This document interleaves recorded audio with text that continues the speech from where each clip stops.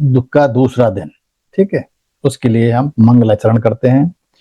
ओम सहना भवतु सहनौ भुनक्तु सह वीर्यं करवावहै तेजस्विनोऽवधीतमस्तु मा विद्विषावहै शंकरं शंकराचार्यं केशवं बादरायणं सूत्रभाष्य कृतौ वन्दे भगवन्तौ पुनः पुनः।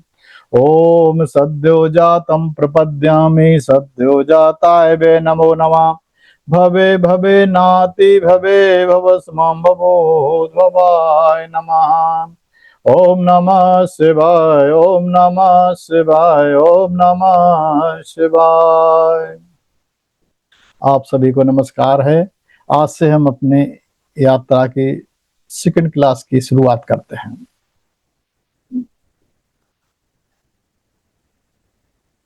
आत्मा के स्वरूप को किस प्रकार जाने। पिछली बार हमने जाना था कि शरीर ही आत्मा है, ठीक है।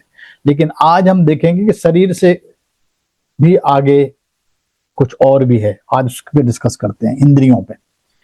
ज्ञानियों में शिरोमणि महर्षि वशिष्ठ ने जो ज्ञान अपने पिता ब्रह्मा से प्राप्त किया था वह उन्होंने भगवान राम को दिया, जिस ज्ञान से भगवान राम जीवन मुक्त होकर रहे।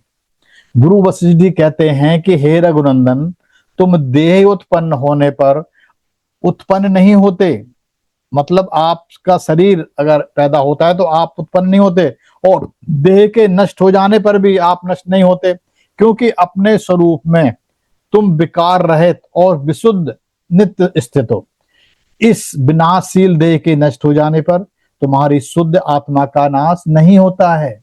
इसलिए जिस प्रकार विनाश हो जाने पर मैं नष्ट नहीं हो जाता हूं, इस प्रकार के भावना से जो दुखी होता है उसे अंध बुद्धि का धिक्कार है।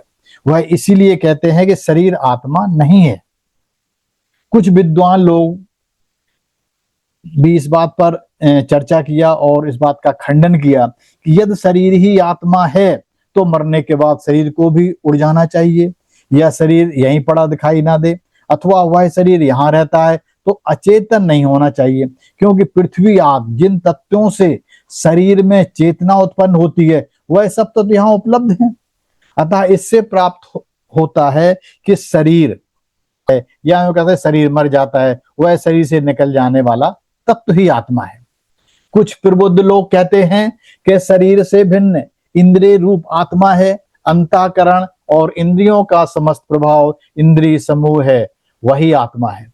इसी में व्यक्ति की अहम बुद्धि है। मैं बोलता हूं, मैं देखता हूं, मैं सुनता हूं, मैं चलता हूं, इन सब वाक्य से यह स्पष्ट होता है कि इंद्रियों में ही हमारा अहम भाव छुपा है। शरीर में नहीं, इसलिए इंद्रिय ही आत्मा है। मनुष्य के मर जाने पर इंद्रियां शरीर से निकल जाती हैं, उसके बाद शरीर में अहम भाव नहीं रहता।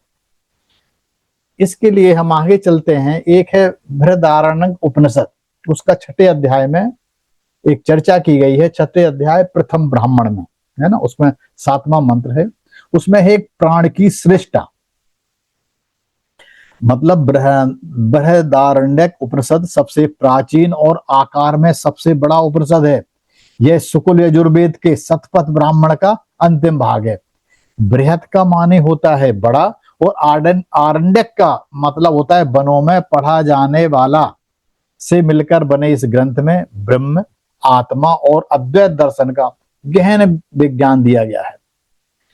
बृहदारण्यक उपनिषद के इस प्रसिद्ध प्रसंग में वाणी, नेत्र, श्रवण, मन तथा इन अन्य इंद्रियों के बीच यह विवाद उत्पन्न हुआ कि उनमें से सबसे श्रेष्ठ कौन है।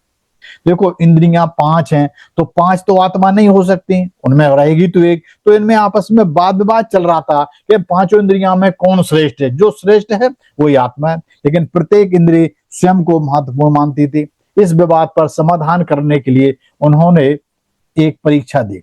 वो ब्रह्मा जी के पास गए। ब्रह्मा जी बोले ठीक, आप अपनी अपनी एक परीक्षा दीजिए।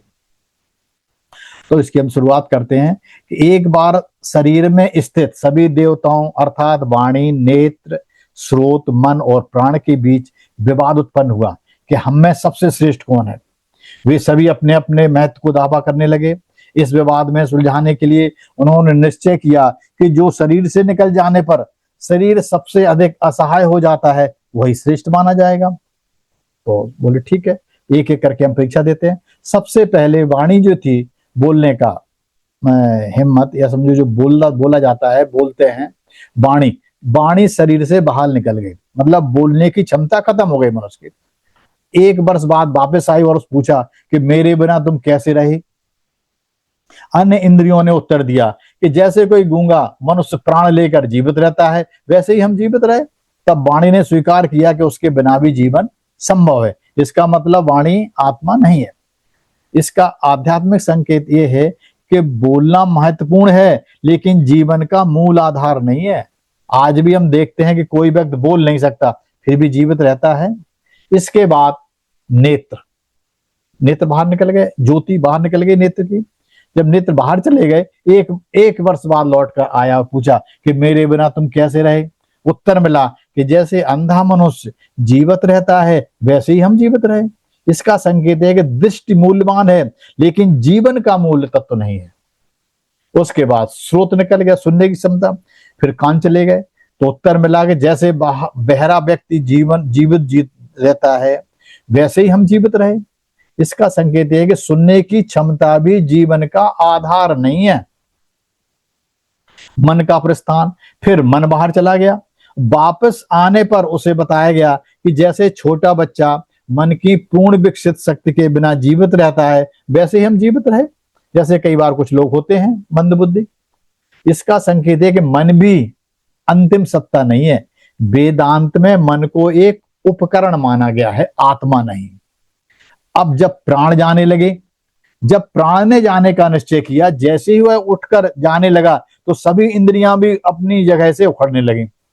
उपनिषद में एक सुंदर उदाहरण मिलता है कि जैसे कोई बलवान घोड़ा खूंटे उखाड़कर आगे बढ़ जाए वैसे ही प्राण के साथ सारी इंद्रियां भी उसके साथ साथ खींचने लगी। तभी सभी इंद्रियां भयभीत हो गईं और प्राण से प्रार्थना करने लगी कि भगवान आप मत जाइए, आपके बिना हम नहीं रह सकते। यही उन्हें ज्ञात हुआ कि प्राण ही उनका आधार है। अब इंद्रियों ने फिर उस प्राण की स्तुति की है और कहा है कि मेरी श्रेष्ठता आपकी ही देन है, अर्थात बोलने की शक्ति प्राण से ही आती है। नेत्र ने भी कहा कि मेरी प्रतिष्ठा भी आपसे ही है, अर्थात देखने की शक्ति भी प्राण से संचालित होती है। कानों ने कहा कि मेरी संपत्ति और सामर्थ्य भी आपसे ही है। मन ने कहा मेरा आश्रय भी आप में है। तो इसका उपनिषद का निष्कर्ष यह है कि अंत में सभी इंद्रियां स्वीकार करती हैं कि प्राण ही सबका आधार है। इसलिए ज्ञानी लोग सभी इंद्रियों को सामूहिक रूप से प्राण भी कहते हैं। अब इसको जो मैं स्वर विज्ञान आपको पढ़ाता हूं उससे भी इसका रिलेशन बनाता हूं कि यह उपनिषद का प्रसंग स्वर विज्ञान का भी मूलाधार है। स्वर विज्ञान कहता है कि श्वास प्राण का वाहन है। जो हम श्वास लेते हैं, श्वास प्राण का वाहन है। इसलिए क्या होता है कि देखो, आपने देखा होगा जैसे ही श्वास बदलती है आपका मन बदल जाएगा, आपका विचार बदल जाएगा, आपकी भावनाएं बदल जाएंगी, आपका निर्णय बदलने लग जाएंगे। इसीलिए स्वर विज्ञान में प्राण को जीवन का संचालन तंत्र माना गया है। अब इस वेदांत ने एक ये भी शिक्षा दी है कि यद्यपि उपनिषद यहाँ प्राण की श्रेष्ठता बताते हैं परंतु वेदांत का अंतिम निष्कर्ष इसमें से भी आगे है। क्रम इस प्रकार है, जो पहले शरीर बताया था, आज इंद्रियों के बारे में बता रहा हूं। इंद्रियों के बाद फिर मन पे जाएंगे, मन से फिर प्राण पे जाएंगे, प्राण से बुद्धि पे जाएंगे, बुद्धि से आत्मा पर जाएंगे। प्राण महान है लेकिन आत्मा उससे भी श्रेष्ठ है। प्राण चलता है क्योंकि आत्मा का प्रकाश उसे शक्ति देता है और बल्ब में प्रकाश विद्युत से आता है, वैसे ही प्राण की शक्ति आत्मा से आती है। इसलिए आपके लिए एक संदेश यह है कि प्राण की रक्षा करें, श्वास के प्रति सजग रहें, नियमित प्राणायाम करें, स्वर का निरीक्षण करें, प्राण को आत्मा समझने की भूल ना करें, प्राण के माध्यम से आत्मा तक पहुंचें। एक प्राण एक माध्यम है जो तुम्हें आत्मा तक पहुंचाएगा। ये एक पुल का काम करेगा, एक ब्रिज का काम करेगा। अगर आपने वहां पहुंचना है तो आपको अपने सांसों के पर ध्यान देना पड़ेगा और उसके भांदे प्राणों पे आएंगे, प्राण से फिर आत्मा तक पहुंचेंगे। तो आज की क्लास का ये सार है कि प्राण शरीर का राजा है, किंतु आत्मा प्राण का भी स्वामी है। तो अगली वीडियो में और गहराई से चर्चा करेंगे।